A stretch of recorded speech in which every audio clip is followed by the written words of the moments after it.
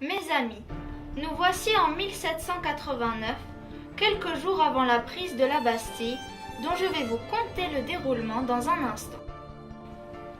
Mais pour le moment, laissez-moi vous présenter les acteurs de ce drame, qui ne sont autres que le roi de France Louis XVI, son ministre d'État Jacques Necker, les ambassadeurs d'Autriche et de Suisse, Georges-Jacques Danton, avocat, agitateur et membre du club des Cordeliers, Bernard-René Jordan, marquis de Launay, gouverneur de la Bastille, mais aussi le crieur public, les 3 représentants du peuple, la garde de la Bastille et la garde populaire. Et moi, je suis la marquise de la Chesnay, réfugiée à Londres, comptant mes jours terribles à mes amis.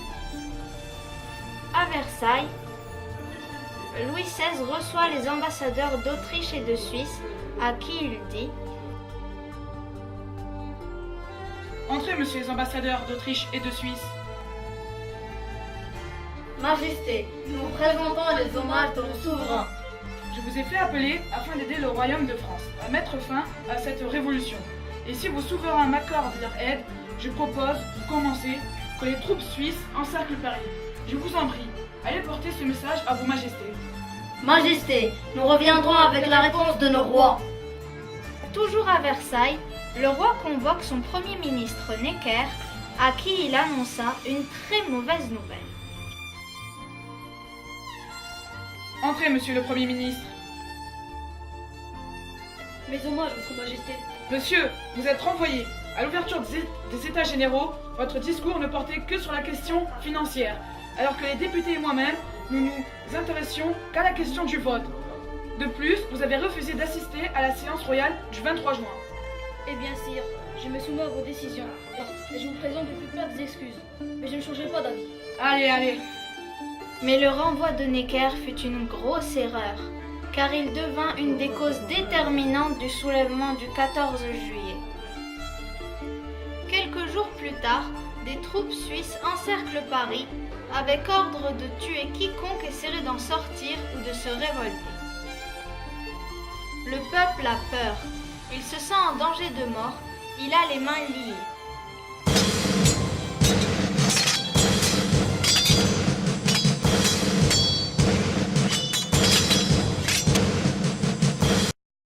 Nous voici dans une des rues de Paris, le peuple gronde.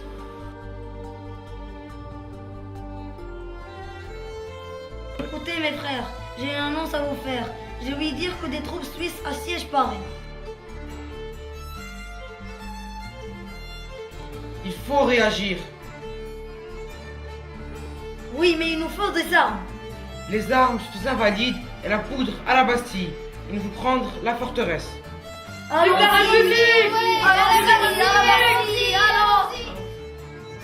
Et les canons, vous y avez pensé? Il y aura un massacre, ils vont tous nous tuer.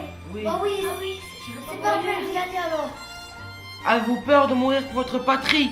Avez-vous peur de mourir pour notre liberté? Nous allons nous emparer des canons de l'oppresseur et les retourner contre la forteresse, symbole de l'arbitraire royal.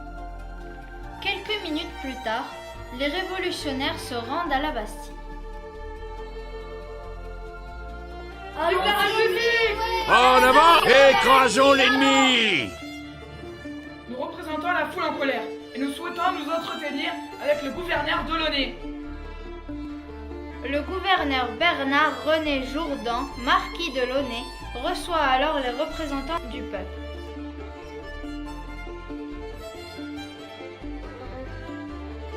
Je vous salue, messieurs. Monsieur, l'heure n'est pas aux politesses. Eh bien, que voulez-vous? Le peuple de Paris a peur. Peur de tous ces canons toujours prêts à tirer sur nous. Nous vivons constamment dans la peur. Sérénité et tranquillité nous sont inconnues. Alors, nous vous demandons de retirer ces canons.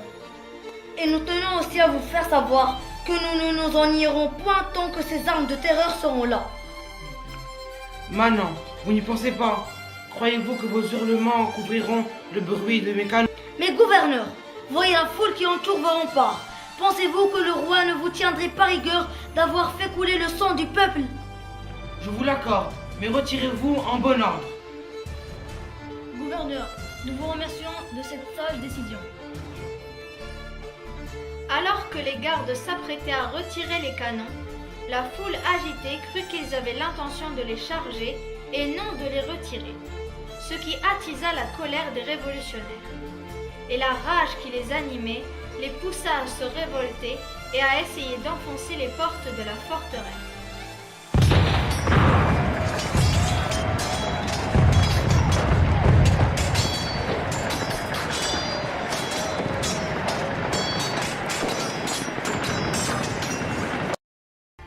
Le porte-parole du gouverneur remit dans la cour de la Bastille une lettre aux révolutionnaires.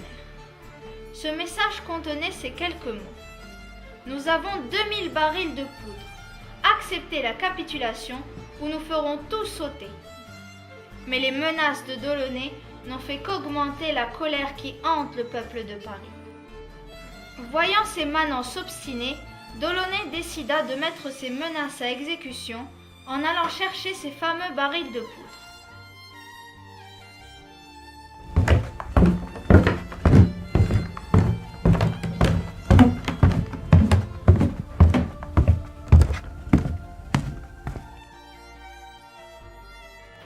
Garde, ôtez-vous de mon chemin, ou vous le regretterez amèrement. Non, nous ne voulons plus contribuer à ce massacre. C'est un ordre! Renoncez à cette folie. Nous avons la mort de tant de personnes sur la conscience. Nous ne pouvons plus continuer. Quelques minutes plus tard, la garde populaire arriva lourdement armée pour combattre du côté du peuple.